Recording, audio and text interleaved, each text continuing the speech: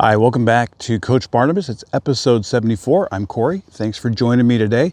I'm going to kind of piggyback off the previous episode 73, talking about the embers of revival.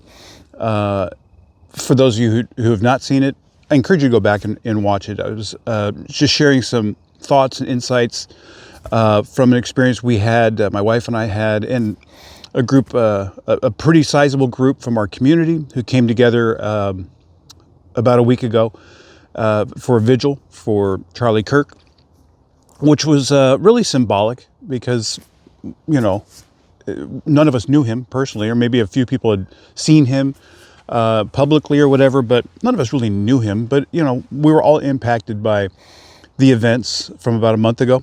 And so it was a nice time for the community to come together in a peaceful way, in a reverent and respectful way. It was very nice. And it was a candlelight vigil. And so it just got me to thinking about, flames and candles and things like this. And also thinking about light in darkness. And we live in a world that is consumed by a lot of darkness of all kinds. And you see it, you see the strife, you see the arguing, you see two sides really distinctly formed against one another. Even this week, seen examples, multiple examples of where people so dug into their side that when something happens that is a positive thing, when something is accomplished, when something is being done to support something that really nobody can argue or nobody can criticize, people who are so dedicated and so devoted to the darkness or to their animosity or hatred, or whatever you want to call it, will criticize or just not want any part of celebrating something that is good, that is objectively good, because it is being done by people or an entity that they are conditioned to hate or dislike or oppose. And it just got me to thinking, is like, man, it is so true what the Bible says about darkness and light. There's no fellowship together. They cannot coexist. And light can push out darkness, but darkness can't push out light. And what I mean by that is this: if you have a completely dark room, no light, it's completely enclosed, no windows, nothing, and you light a match, you light a candle, a lighter, whatever. That one little flame doesn't have to be very big, but can really light up a room. And also from a distance, people can see that light. So if you were standing in a football stadium at night, nothing going on, lights are out, and a person standing in the middle of the field, lights, even the light on your telephone, your cell phone, whatever, a candle, again, a lighter, whatever, you name it, flashlight, you can see it from all over the stadium. Okay, one little light this big can be seen from a tremendous distance in complete darkness. But darkness can't overwhelm light.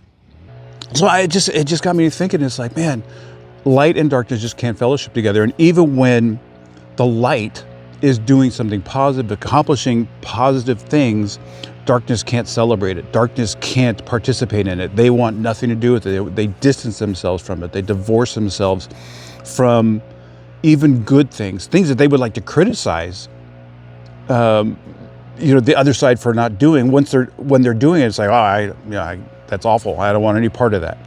It's, whatever. Or they're cynical. It's, you're just doing that because of whatever. And so it's so easy to diminish and dismiss positive things being done by people that you don't like. And the Bible itself tells us that, even if people preach the gospel out of selfish ambition, out of, just looking for attention, accolades, money, whatever the case may be, Paul says that I just rejoice that the gospel is being preached. So your motives are really irrelevant if what you're doing is preaching the gospel. Your motives are really irrelevant if what you're doing is making a difference. So if you're feeding the homeless, you're clothing them and keeping them warm as we approach fall and winter, if you're doing it to get your name in the paper, or, that's probably, I'm showing my age, to get, have articles written about you on, social media and whatever, and get your name all in your face all on the news. If that's your motive, okay, I can question your motives, but nobody can question what you're doing and the quality and the effect, the impact that you're having in taking care of people who are in need. And so the Bible is clear about that, is that we celebrate good things happening, even if the vessel behind it a little questionable, whether in character or motives or anything like that. So, but darkness just is so dedicated to opposing light that they can't even commend, appreciate, celebrate good things happening if it's being done by people that they're committed to dislike or oppose. And it just keeps reminding me, it's like, you know what, wherever you are, maybe you're in a situation at your job, at your school, in your family, in your neighborhood, whatever, social structure that you may find yourself in, where you feel like you are alone in a crowd and everybody else is aligned against you, theologically, socially, politically, you name it. You feel like you are the voice in the wilderness. Be the voice in the wilderness. Continue to shine your light even in darkness. Shine your light even where it seems like you're overwhelmed by the darkness. Is that one little light can make a huge difference, make a huge impact, and it exposes what's in people's hearts. Because again, celebrating, I was promoting an outreach that is to minister to the homeless in our region. There are people who exposed the darkness in their hearts because they rebuked it. They just said, I can't participate in this. I don't want anything to do with this, because it's being done by a group of churches in our area. And that's what light does. It exposes what's going on in the dark and what is truly in people's hearts. They can talk a good game, but when the light reveals what's really in there, then it's exposed. And so we don't shine the light to embarrass people, ridicule them, mock them, or anything else, but to just let it expose what it exposes. If it's purity in heart, terrific. If there's darkness in the heart, so be it.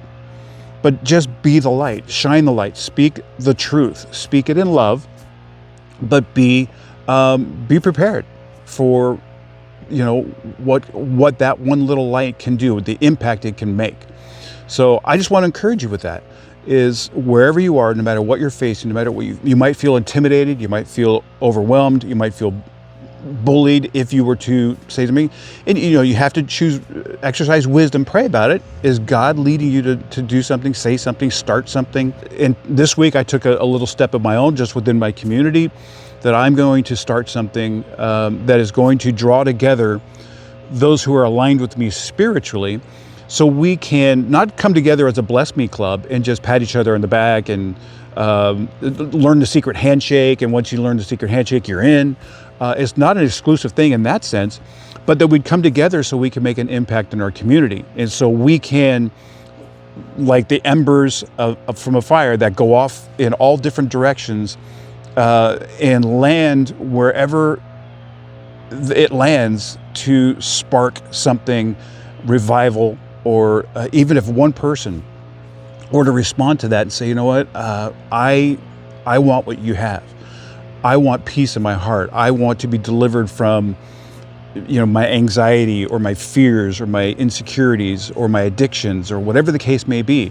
I want healing in my relationship. I want healing in my marriage.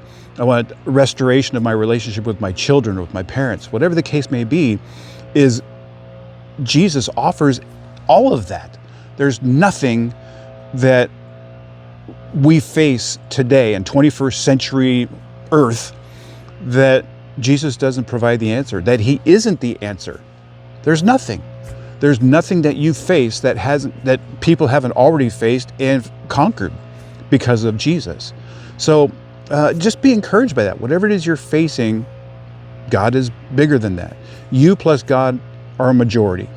So just walk in faith, walk in confidence, walk in the knowledge that that little light, this little light of mine, I'm going to let it shine, right?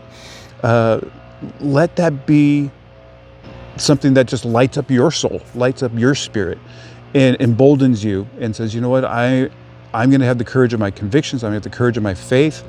And if God is calling you to do something, it might be a little scary. But you know what, that's the way it works, is when you have a dream, when God calls you to something, it needs to be a little scary. It needs to push you out of your comfort zone. Nothing positive, nothing good ever grows out of the comfort zone. It comes from stepping outside of that. And something I just feel like the Lord spoke to me many years ago was your dreams and God's calling need to be so high that you need to stand on God's word and God's promises in order to reach them. So let that be an encouragement to you today. Let that be inspiration to you to step outside your comfort zone, maybe a little, maybe a lot. Whatever He has for you is say, God, I'm gonna respond to that. I'm gonna obey that. I'm gonna trust you. Because God doesn't set you up to fail. He doesn't set you up to abandon you. That's not who He is. That's not what He does. He's way out ahead of you. He just said, trust me. You know, just like He did with Peter. Step out of the boat. I'm right here. I'm not gonna let you drown. I'm not gonna let you suffer any harm. I'm right here. I've got you. And that's what He's saying to you today. He's reaching out, calling your name, and saying, step out of your boat, step out of your comfort zone, and trust me. I got you. So be encouraged. Be an encourager. God bless you. Thank you so much again for joining me. I look forward to talking to you again very soon. Take care.